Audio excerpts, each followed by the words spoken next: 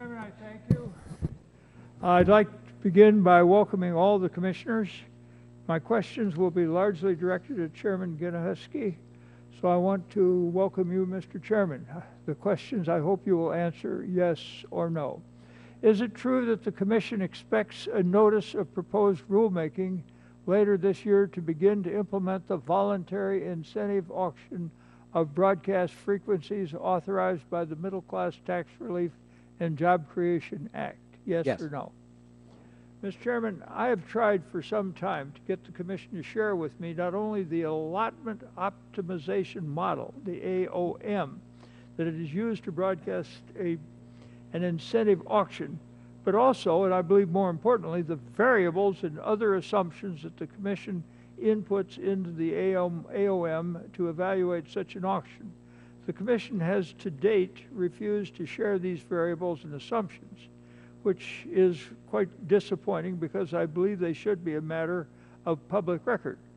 Further, such information will be of invaluable assistance to broadcasters, wireless companies, and the citizenry in general when it comes to their participation in or their approval or disapproval of an incentive auction. Now, Mr. Chairman, will the Commission make public the AOM as well as the assumptions and variables that it has put into the AOM when it publishes its NPRM to implement the voluntary incentive auction of broadcasting frequencies? Yes or no? Well, yes, the Commission will make public all the information that's relevant to make decisions and move forward with incentive auctions. Mr. Chairman, I hope you realize that is liable to be the subject of a lawsuit.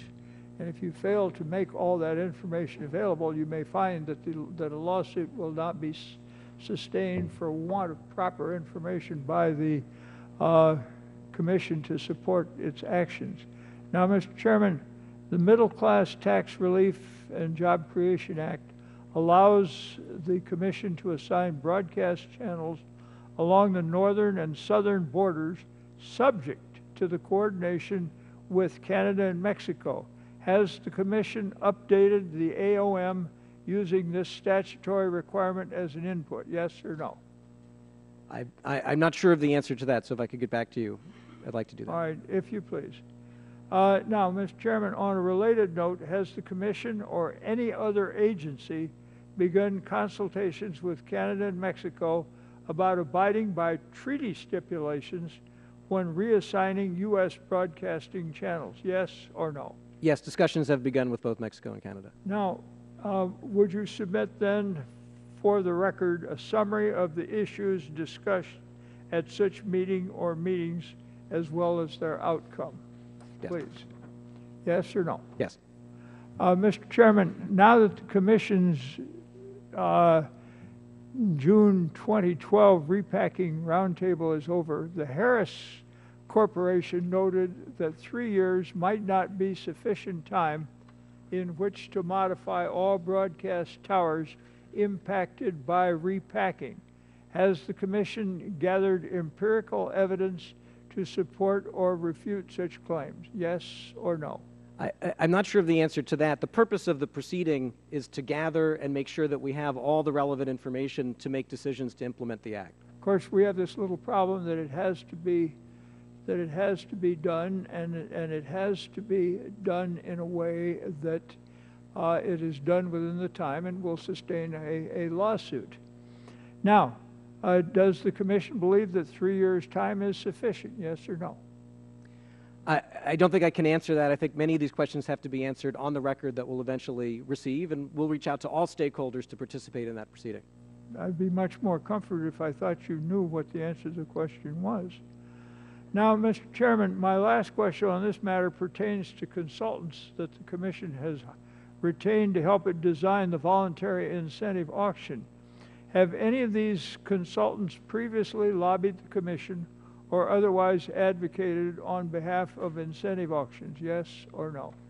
I don't know the answer, but I'm sure that all rules have been complied with. Would you please submit to the committee the names of those who have been retained to do this kind of work? Now, Mr. Chairman, would you please also submit for the record the names and responsibilities, well, I've asked that question. Now, to all witnesses, I'd like to ask this.